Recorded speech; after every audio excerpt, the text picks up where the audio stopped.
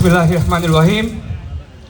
Success is not just about making money, it's about making a difference.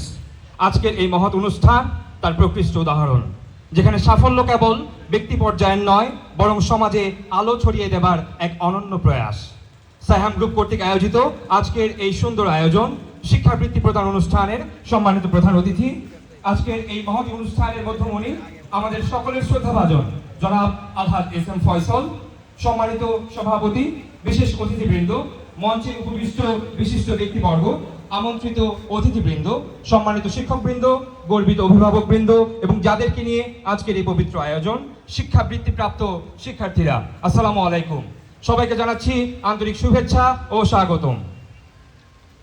পাখিরা আজ একটু বেশি চঞ্চল, মৃদু বাতাস যেন এক নতুন আশা বয়ে আনছে, কারণ আজকের দিনটি শুধু একটি আনুষ্ঠানিকতা নয়, বরং এক আলোকিত অভিযাত্রার সূচনা। আজকের এই শিক্ষাবৃত্তি প্রদান অনুষ্ঠানে উপস্থিত থাকতে পেরে আমি নিজেকে ধন্য মনে করছি। এই শিক্ষাবৃত্তি অনুষ্ঠানে আমার সামনে যে শিক্ষার্থীরা উপস্থিত, তোমরাই এই মাধবপুর, হবিগঞ্জ তথা বাংলাদেশের ভবিষ্যৎ। তোমাদের মধ্য থেকে উঠে আসবে আমাদের আগামীর সূর্য সন্তান, যারা শুধুমাত্র নিজেদের বিকাশে নয়, নিজেদের পরিবার, সমাজ এবং দেশের বিকাশে তাৎপর্যপূর্ণ অবদান রাখবে।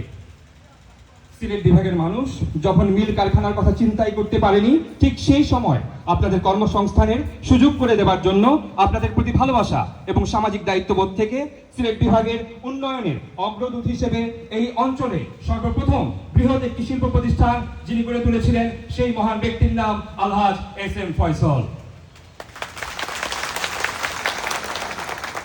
মহাত্মা গান্ধী বলেছিলেন, the best way to find yourself is to lose yourself in the service of others.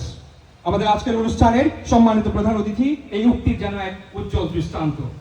আপনাদের উদ্দেশ্যে বলছি, বর্তমানে আলহাজ এস এম ফয়সল সাহেব কর্তৃক পরিচালিত সাইহাম গ্রুপে 12,000-এর অধিক মানুষ প্রত্যক্ষভাবে জড়িত, কিন্তু শুধুমাত্র বেকারত্ব দূরীকরণ কিংবা কর্মসংস্থানের সুযোগ করে দেওয়াই ওনার একমাত্র উদ্দেশ্য নয়। ওনার একটাই উদ্দেশ্য, এই এলাকার সামষ্টিক উন্নয়ন। আজকের এই অনুষ্ঠানে 4টি ইউনিয়নের 7টি হাই স্কুল এবং 2টি মাদ্রাসার 450 জন শিক্ষার্থীকে শিক্ষাবৃত্তি প্রদান করা হবে। আমরা ইতিমধ্যে আরো 9টি শিক্ষা প্রতিষ্ঠানের 450 জন শিক্ষার্থীর মাঝে সফলভাবে এস এম ফয়সল শিক্ষাবৃত্তি প্রদান করতে পেরেছি। আগামী কয়েকদিনের মধ্যেই আরো 14টি শিক্ষা প্রতিষ্ঠান, অর্থাৎ মাধবপুর উপজেলার সর্বমোট 32টি শিক্ষা প্রতিষ্ঠানের 1600 শিক্ষার্থীর মাঝে এই বছর এস এম ফয়সল শিক্ষাবৃত্তি প্রদান করা হবে ইনশাআল্লাহ। আপনারা সকলেই জানেন, শিক্ষাক্ষেত্রে শিক্ষা প্রতিষ্ঠানে আর্থিক অনুদান সহ জনাব এস এম ফয়সল সাহেব কর্তৃক ইতিমধ্যেই স্কুল, কলেজ এবং মাদ্রাসা প্রতিষ্ঠা করা হয়েছে। গত 2024 সালে 331 জন এবং চলতি 2025 সালে মাধবপুর উপজেলার 577 জন জিপিএ 5 প্রাপ্ত মেধাবী শিক্ষার্থীর মাঝে এস এম ফয়সল মেধাবৃত্তি প্রদান করা হয়েছে। প্রতি বছরের শীতে মাধবপুর চোনারো ঘাটের 20,000-এর অধিক মানুষের মাঝে শীত বস্ত্র বিতরণ এবং পবিত্র রমজান মাসেও একইভাবে 20,000 মানুষের মাঝে ইফতার সামগ্রী বিতরণ করা হয়েছে। পূজা পার্বণ এবং অন্যান্য ধর্মীয় অনুষ্ঠানে উপহার সামগ্রী প্রদান করা হয়েছে। সাইহাম গ্রুপের সৌজন্যে আয়োজিত চক্ষু শিবিরে এই বছর 5,000-এর অধিক মানুষ চক্ষু সেবা গ্রহণ করেছেন।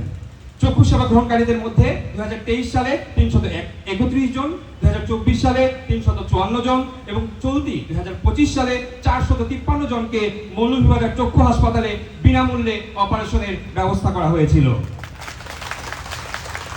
আজকের এই অনুষ্ঠান তাই আমাদেরকে মনে করিয়ে দেয়, আমরা শুধুমাত্র দাতা কিংবা গ্রহীতা নই, আমরা সবাই একই আলোয় আলোকিত হবার এক নির্ভীক পথযাত্রী।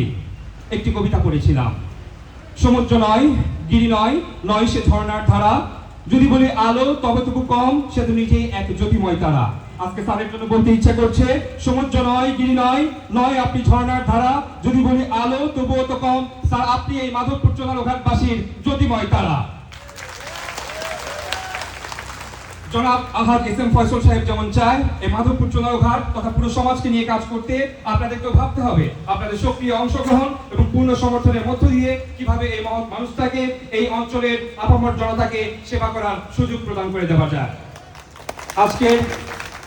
আজকের এই আয়োজনে অংশগ্রহণ করে আপনারা সবাই আমাদের এই উদ্যোগকে সম্মানিত করেছেন।